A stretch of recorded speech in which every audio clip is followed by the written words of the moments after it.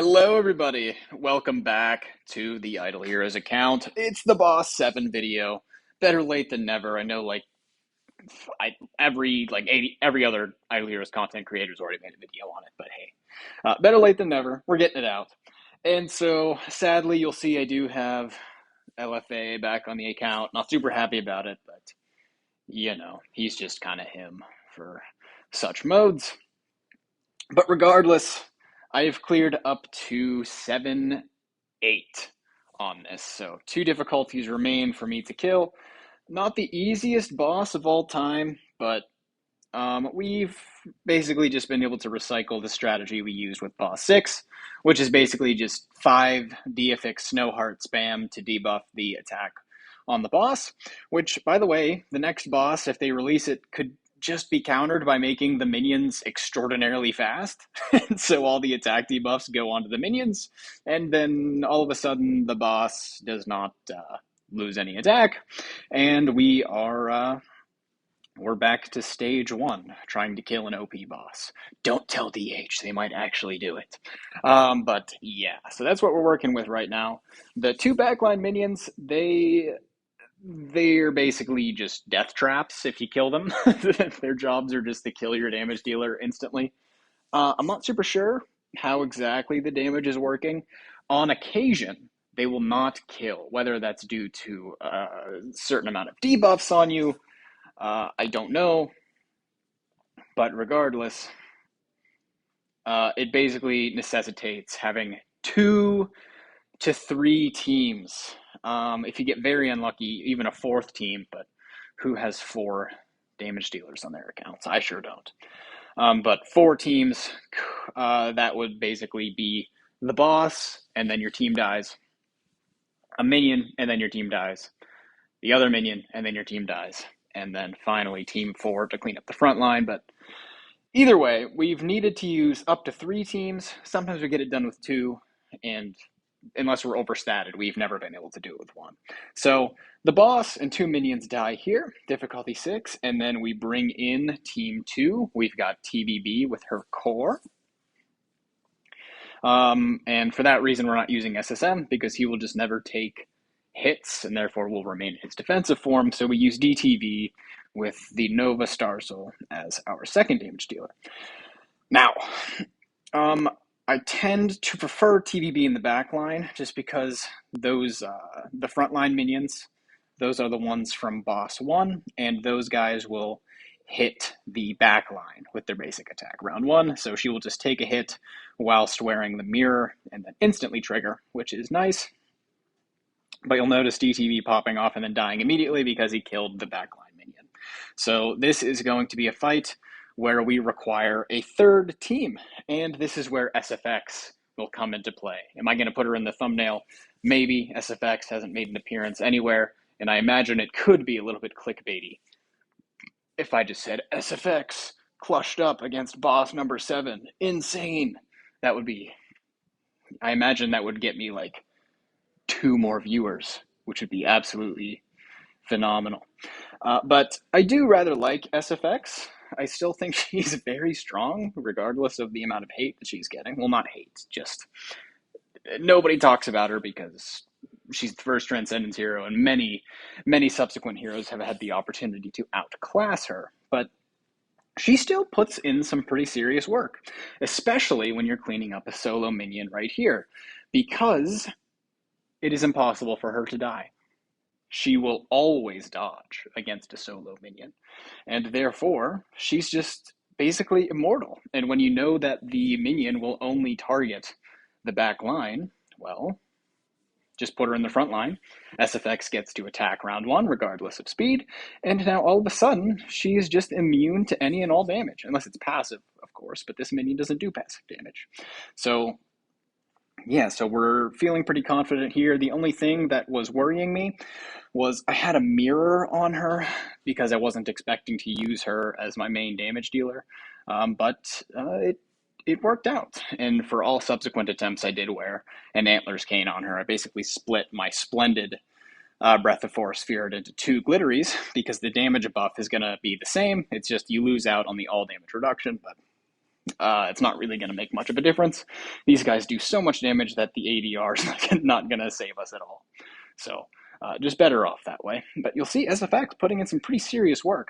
She is Giant Killer, but she's D13 and also wearing a mirror. She's a non-homeowner and no Star Soul. So the amount of damage she's doing is actually quite decent, considering the DTV had like double her attack and 2 more divine power levels.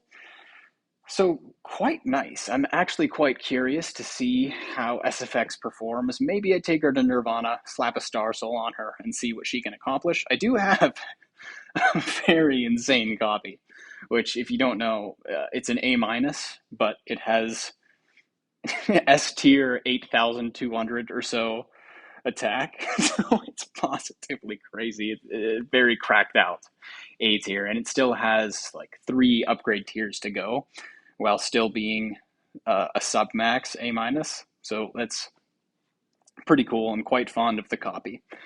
It cost a pretty penny, that's for sure, but it's a collector's item. Very cool. Very cool. I think iCut was the owner of that before. So I was very, very pleased to have inherited it. Quite cool. But regardless, LFA dies as expected, and therefore we need DTV to come clean up.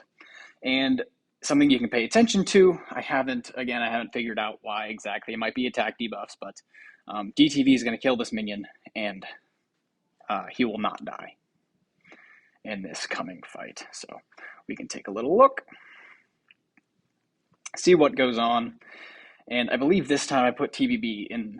Oh, no, not yet. That'll be the next one, I think. But here we got DTV, Star Alchemist Homes, yay. And then don't mind the delay. I'm just deliberating which heroes are most optimal to be put here. And then I don't put in the Phoenix. I rather put in the Wolf, because while DTB does have Nova, and therefore we would have a little bit of burn synergy going on, there's just too much crit. I have that thing leveled too high, and now every time it procs, it gives crit, or I think whenever enemies are burned, there's a 30% higher chance to crit, which is bad, plus like 12% native crit. So the Phoenix pet, I like it before it procs, so like for round 1 and 2 nukes, but anything after that, it's basically unusable unless you reset it and take away all the crit buffs, which is extraordinarily annoying to do, but sometimes we use Unbending Will and the crit's not actually the end of the world, such as right here. But regardless, here we go. This will be the difficulty 7 clear, and then we'll go straight into the difficulty 8 clear, and then that is where I cap out, actually. My LFA was unable to clear the boss round 1, difficulty 9, with 196 million attack. So unfortunate, but that is where we have our ceiling. It is what it is, but I will try again later on. Probably after I have the enables. I do have my goal of getting the upgraded balance strike, and also I did change the team up a little bit. I no longer use MFG. He was not as helpful. So the team right here is what granted me the most round 1 damage. Polystar LBRM, so we get the Destiny Trigger, and then Star Alchemist Homes in for MFG. This was the combination that got me the most amount of damage, and this is what caused the bit of a delay in making the video. I just wanted to make sure that I was putting out the most optimal round 1 damage team that I could conjure. And this was it. MFG turned out to be not very optimal. Now, we need to discuss briefly some non-Whaley strats, because of course 5 DFX Snow Hearts is absolutely insane. So what we can do here actually is, well, you know that the marks are sort of what kill you through Unbending Will from the boss. So what you can do actually is just run a few allies, or probably just one ally, faster than LFA. This one will be SQH, because her damage buffs They either occur at the beginning of the fight prior to when the marks are planted, or they are not direct attribute buffs and therefore don't trigger the marks. So the Abyssal Corruption from her active skill, that will not trigger marks. So if you don't have the snows to run this strategy, you can use SQH into LFA as the first and second fastest heroes on your team, and that will aid in getting some damage out to kill the boss without perishing. Because if you run something like a DGN or anything that gives you attribute buffs, basically, you're basically going to die. And that brings us to the most problematic thing. It's not Charm Seeking, it's Spectre. Spectre, yes, the cat lifestar. That thing grants energy whenever you take hits with the first passive skill, which, if you're at difficulty 7 interacting with this boss, you probably have already, to be honest. So that means you basically can't use it if you don't have your Snow Hearts. If you have the Snow Hearts, the marks won't do damage. But if you don't have the Snow Hearts, you kind of have to take that thing off and use an alternative Star Soul. Because otherwise, you're just going to take your hits, and then you're just going to get nuked instantly. So that is obviously not good. So this is the strat that I'll be working with for difficulty 9 and 10 whenever I get LFA a little bit bigger after I get the enable upgrades. I, again, want that balance strike upgrade. We'll test it on the SSM just to see how significant of a damage boost it really is. And then we'll put it onto the LFA, probably get these things cleared, and then we'll be off to different game modes, I suppose. They're supposed to expand the tower this year, I do believe, and we're supposed to get a whole new PvE raid. Not sure what that's going to entail, but hopefully it's fun. But regardless, that's what we got going on. And that unfortunately means I won't have another video out for quite some time because I still need 8 or so. Is it 8? 5? 5. Yeah, I think it's 5. I need 5 more of those orange enable stones to unlock the balance strike thing. And that is, that's not a small amount. 6. 6? I have 7 right now. 8 would max it out. Yeah, I need 6 and 7. 6 and 7 for them. Which, yeah, that's a lot. It's like 2 events worth. And that means I'm not going to be choosing any purple, which kind of sucks. So while everybody's out partying with their enormous fixed stats, I will be sad in a corner. This next event especially, the card clash one.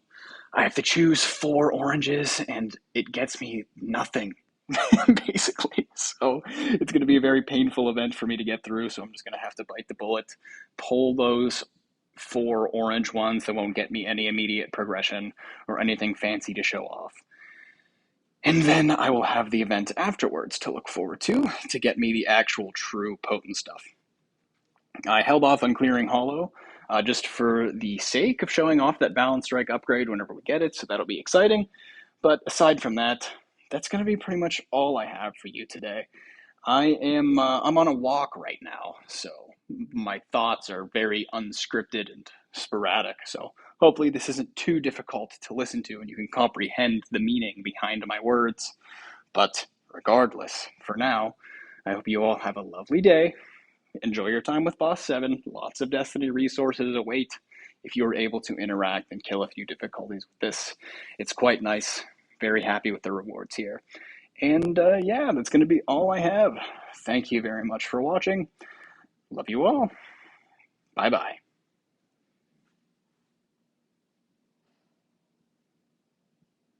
I thought DTV was going to kill it there. There we go. Okay. Bye-bye for real now.